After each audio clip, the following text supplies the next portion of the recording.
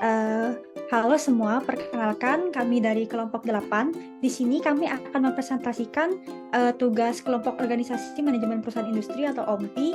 Di sini kami akan membahas mengenai UMKM dari tepung bumbu Arien. Nah, dari kelompok 8 ini sendiri beranggotakan 5 orang. Yang pertama ada CP043 yaitu Cindy Valentina, yang kedua ada CP072 yaitu Marlina, CP087 yaitu Natania Celia Sirait, CP091 yaitu Nida Fadilah, dan CP093 yaitu Novira Darmayanti Rahma.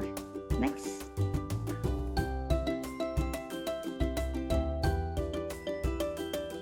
Nah, di sini itu kami akan membahas studi kasus mengenai analisis strategi pemasaran UMKM tepung bumbu Arien dengan metode IV, EV, SWOT, dan diagram Cartesius SWOT. Next. Nah, untuk daftar isi dari yang akan kami bahas yaitu ada yang pertama yaitu latar belakang dari UMKM tepung bumbu Arien, yang kedua adalah internal factor evaluation IV, yang ketiga ada external factor evaluation atau EV, yang keempat ada diagram Cartesius, dan yang kelima ada analisis SWOT. Next. Baik, untuk materi selanjutnya saya akan serahkan kepada rekan saya. Untuk waktu dan tempat saya persilahkan.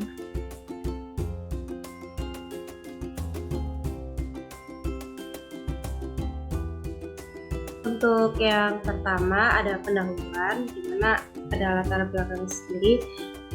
UMKM tepung bumbu Arien adalah jenis usaha UMKM yang bergerak di bidang produksi atau penjualan produk tepung.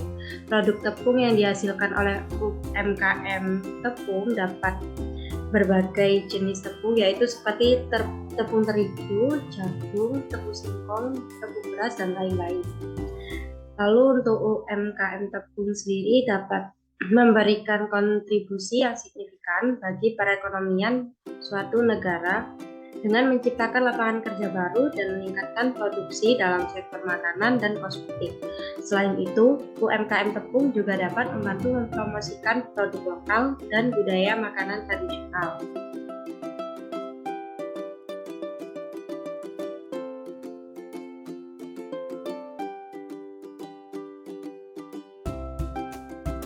Baik, untuk materi selanjutnya akan dibawakan oleh saya sendiri. Next. Nah, sebelum itu kita harus mengenal terlebih dahulu mengenai faktor internal IV. Jadi IV ini merupakan internal factor evaluation. Jadi dalam melakukan analisis lingkungan, hal yang perlu kita lakukan itu mengidentifikasi kekuatan, kelemahan, peluang, dan ancaman yang ada pada perusahaan yang mungkin akan mempengaruhi pertumbuhan dari perusahaan dalam mencapai tujuannya. Nah, kalau menurut dari David 2010, metode yang paling sering digunakan itu adalah metode Matrix Internal Factor Evaluation atau IV. Nah, yang dipakai untuk meringkas dan mengevaluasi kekuatan dan kelemahan utama dalam area-area fungsional dari sebuah bisnis perusahaan, dan juga yang menjadi landasan untuk mengidentifikasi serta mengevaluasi hubungan di antara area tersebut. Next.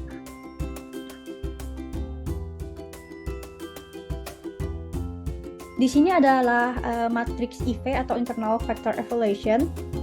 Jadi analisis IV ini itu merupakan hasil dari identifikasi faktor internal yang meliputi kekuatan dan kelemahan yang berpengaruh terhadap UMKM tepung bumbu Arien ini. Jadi penentuan nilai bobot ini tuh menggunakan pair comparison, yaitu penentuan rating itu diperoleh dari dua responden yang ada di pengelolaan UMKM tepung bumbu Arien. Di sini bisa dilihat untuk produk berkualitas memiliki bobot 0,080 dengan rating 3 dan skor 0,24. Harga di pasar bersaing yaitu 0,080 dengan rating 3 dan skor 0,4 dan sebagainya, hingga mendapatkan total yang dimana bobotnya itu 0,804 dan rating 31 dan skor 1,730. Jadi pada tabel ini tuh bisa dilihat hasil perhitungan yang kita peroleh itu di IV itu yaitu dengan bobot 1,730 dan total yang berada di bawah 2. Jadi mengidentifikasikan bahwa lemahnya posisi internal yang dimiliki oleh UMKM tepung bumbu Aryan ini. Nah, pada tabel ini juga bisa dilihat kan bahwa kekuatan utama perusahaan ini adalah produk yang berkualitas, yaitu dengan skor 0,24. Jadi karena produk yang dihasilkan ini mempunyai kualitas dibandingkan pesaingnya. Next.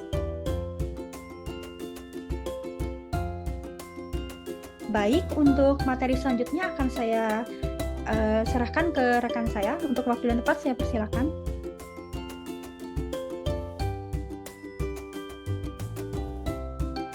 Selanjutnya untuk faktor eksternal atau EFE. Untuk analisis EFE ini merupakan hasil dari identifikasi faktor eksternal yang meliputi peluang atau weakness dan ancaman atau threat yang berpengaruh terhadap UMKM tepung bumbu Aryan. Hasil dari matrik EFE dapat dilihat pada tabel berikutnya.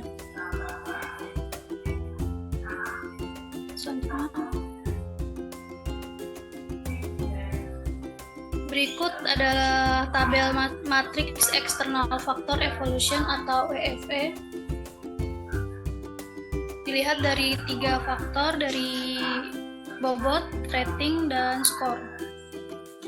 Faktor eksternalnya ada 2, yaitu peluang dan ancaman.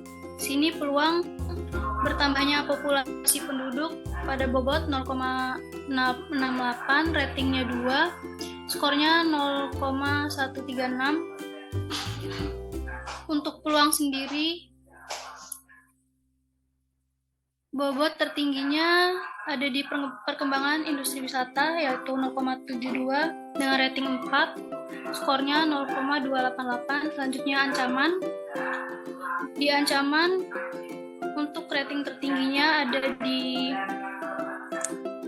perubahan cuaca yang tidak stabil dengan bobot 0,68, ratingnya 2, dan skornya 0,136. Untuk totalnya sendiri, bobot untuk total keseluruhan bobot 1,000 dan skornya 1,953. Selanjutnya,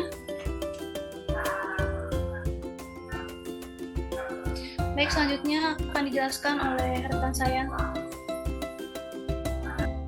Baik, terima kasih atas kesempatannya. Di sini saya akan menjelaskan tentang diagram Cartesius SOLP. Yang pertama, pengertian dari diagram Cartesius adalah suatu bangunan yang terdiri dari 4 bagian yang dibatasi oleh 2 garis yang berpotongan tegak lurus pada titik X dan Y. Dalam analisis ini, titik X merupakan faktor internal, yaitu kekuatan dan kelemahan, sedangkan titik Y menggambarkan faktor eksternal, diantaranya peluang dan ancaman, dan diambil dan mengacu dari matriks IV dan EV. Selanjutnya, kita dapat melihat di sini diagram Cartesius yang sumbu X menggambarkan kelemahan, yang di negatif kelemahan, dan positif adalah kekuatan. Selanjutnya yang di sumbu Y adalah yang positif peluang dan yang negatif adalah ancaman. Angka-angka ini diambil dari matriks IV dan EV, contohnya seperti faktor kekuatan 1,49 itu diambil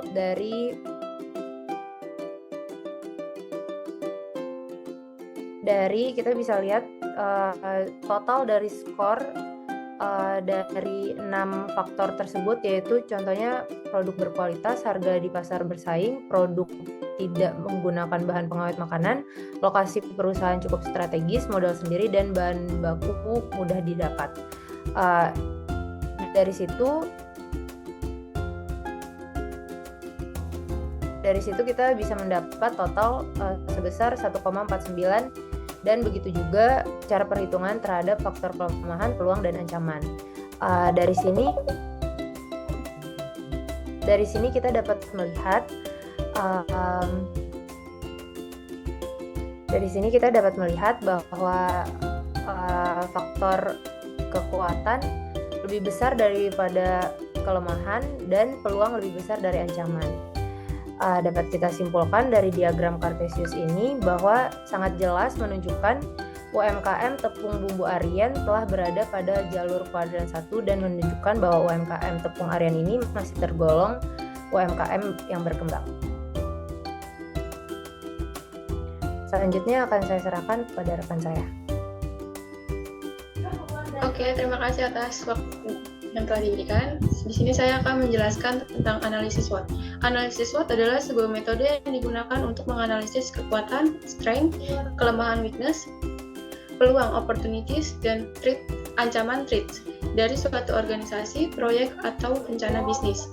Berdasarkan analisis faktor internal dan eksternal perusahaan, maka dapat disusun beberapa alternatif strategi berdasarkan analisis matriks SWOT.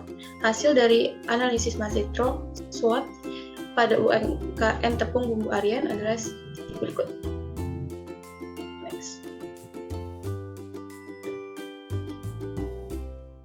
Berikut adalah matriks SWOT-nya, yang dimana ada faktor internal dan faktor eksternal. Di sini strength-nya ada, yang pertama ada produk kualitas, kedua harga bersaing di pasaran, ketiga ada produk tidak menggunakan bahan pengawet, keempat bahan baku mudah didapatkan, yang kelima ada lokasi pemasaran yang strategis. Untuk weakness-nya sendiri adalah yang pertama kapasitas produk yang masih terbatas, kedua tidak memiliki sistem manajemen perusahaan, ketiga sarana dan prasarana yang kurang memadai, keempat wilayah distribusi yang masih terbatas, kelima kurangnya kegiatan promosi.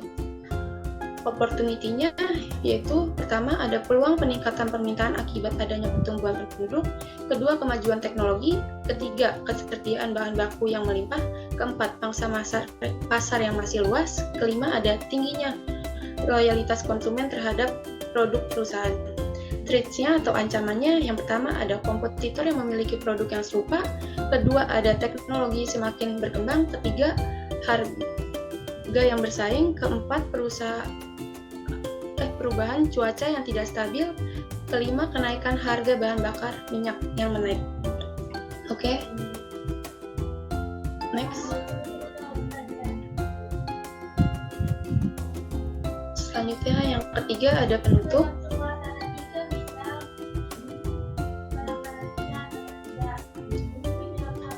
Kesimpulannya yaitu berdasarkan informasi yang ada dapat disimpulkan bahwa UMKM tepung memiliki potensi besar dalam industri makanan dan bahan baku.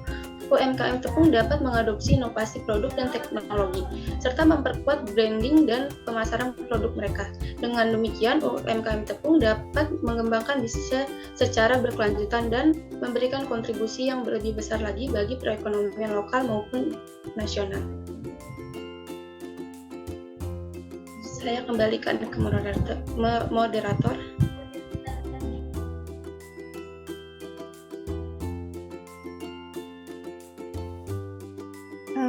Baik, kalau sekian penjelasan dari kelompok 8. Jadi di sini saya akan membacakan sedikit pantun. Kalau jalan menginjak bumi, kalau terbang menginjak awan. Sekian presentasi dari kami. Marilah kita bertepuk tangan. Jadi sekian dan terima kasih dari kelompok 8. Semoga materi pembahasan ini bisa membantu teman-teman semuanya. Bye-bye.